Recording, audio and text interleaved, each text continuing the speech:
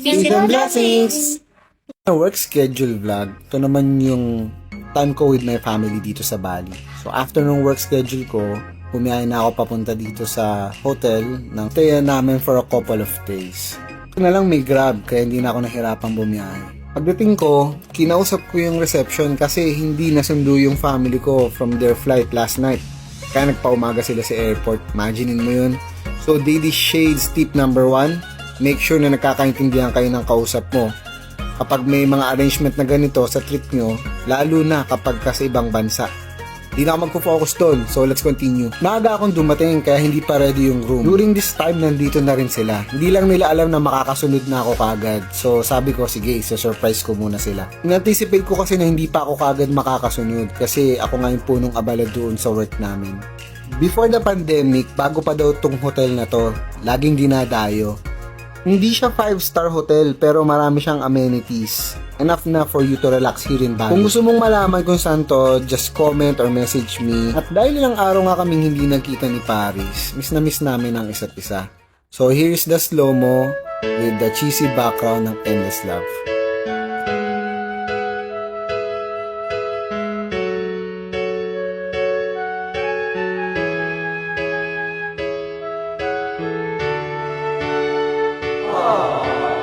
Okay, now natapos na, let's get back to the video.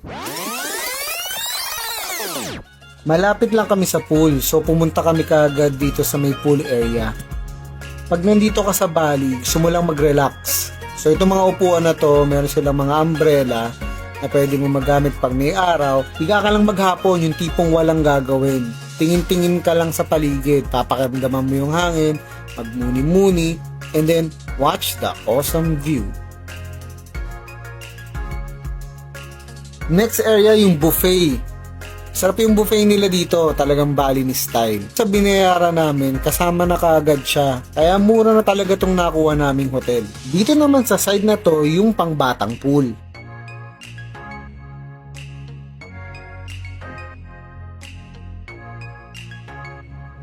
Mas mahangin dito kasi mas malapit siya sa beach. Tara, samahan natin si Paris.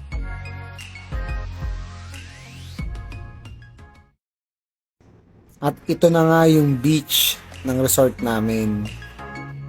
Hindi ko masabi na maganda siya kasi kapag kahapon low tide siya. And even sa morning, low tide pa rin siya. Hindi ko alam kung dahil season yun or talagang ganun siya. Or baka nasanay lang ako doon sa mga beach sa Pilipinas kasi talagang magaganda yung mga beach natin sa Pilipinas. Hindi mo to pwedeng ikumpara sa Boracay, sa Bohol, sa Cebu, o kahit sa mang beach sa Pilipinas. Kasi na hindi maganda tong beach area na napuntahan namin. Kung hindi ako nagkakamali, Nusa Dua Beach itong napuntahan namin. At tingin ko, marami pa talagang beach dito sa Bali. So tip number 2 from Daily Shades, bago ka pumunta ng Bali, tignan niyo yung mga pictures sa Google. By doing this, magkakaroon ka ng idea kung ano yung beach vibe na gusto mo talaga. At ito na nga, ready na yung room namin for occupancy. May 2 kama, meron din silang TV, meron silang mga lampshades, meron silang lalagyan ng briefcase, meron silang refrigerator na maliit, meron din silang closet, meron silang picture ng temple, meron din silang sariling restroom, meron namang mga shampoo tsaka sabon na libre. Daily Shades tip number 3, nakuha ko to sa asawa ko. Check nyo kagad yung banyo tsaka yung sahig. Most of the time, this can represent yung cleanliness ng buong room. After ng check-in, ayan, masaya na naman si Paris kasi sabi ko mag-swimming kami.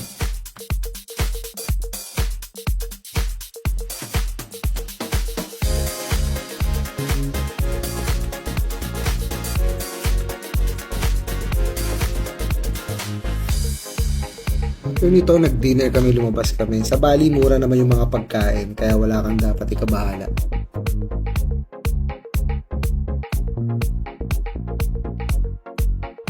Kung mahilig ka mag-DIY, wala namang problema. Pero most of the time, mas convenient kasi tsaka mas safe na meron kang tour guide na kasama. Iba pa din kasi yung meron kang lokal na kasama sa tabi mo kapag ka namamasyal ka. Siyempre, meron kasing mga pagkakaiba sa kultura at sa mga pag-uugali, katulad din dito sa pinuntahan namin. Hindi namin maintindihan, hindi pala po pwede na pumasok ng walang sarong o yung pang-cover yung mga babae, even yung lalaki, because that is one of their belief. Depende pa rin talaga sa country. Repeat Baby Shades number 4, always be respectful. Respect the people, respect the culture, respect everyone.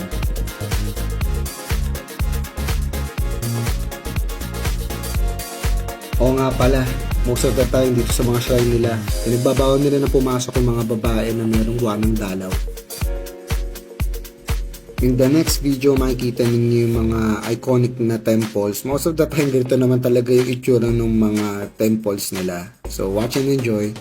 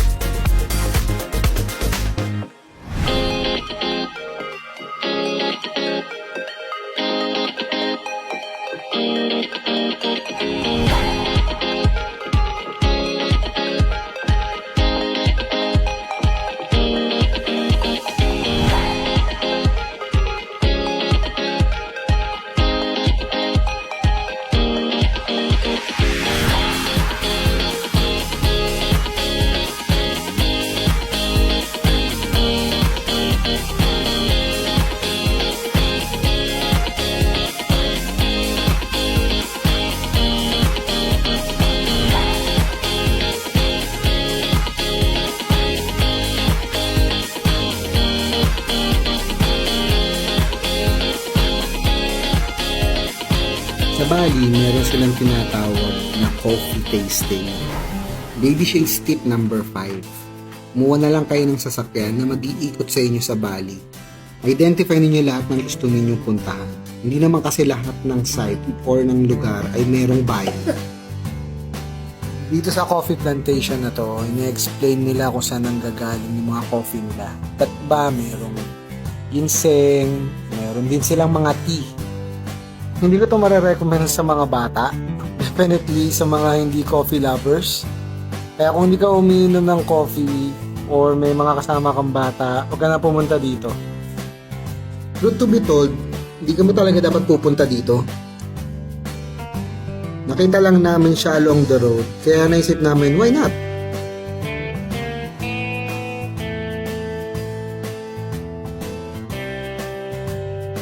Hindi ganun kalaki itong coffee plantation, pero pinapakita nila yung process nung paggawa ng kape. From the plants itself, pagpapatuyo, and then afterward, syempre yung pag-grind hanggang sa magawa na siyang coffee talaga.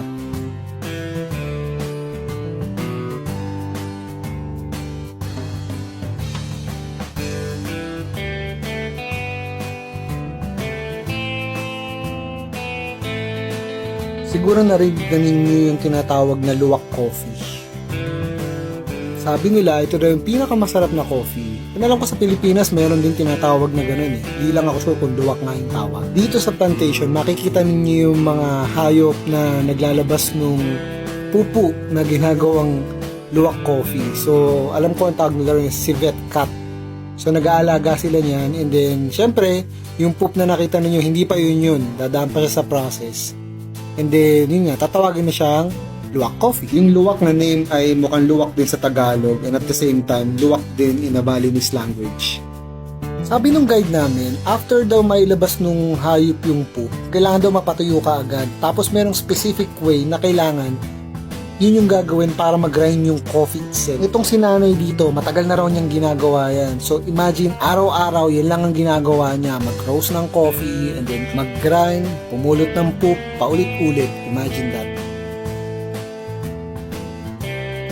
After nung roasting, nakatulad yung ginagawa niya dun sa Mediford, kailangan bayuin mo na ng bayuin yung mga beans hanggang sa maging pulbos siya. Ito yung process para makuha mo yung mga coffee na binibenta nila. So, yan yung finished product na ire-repack na lang.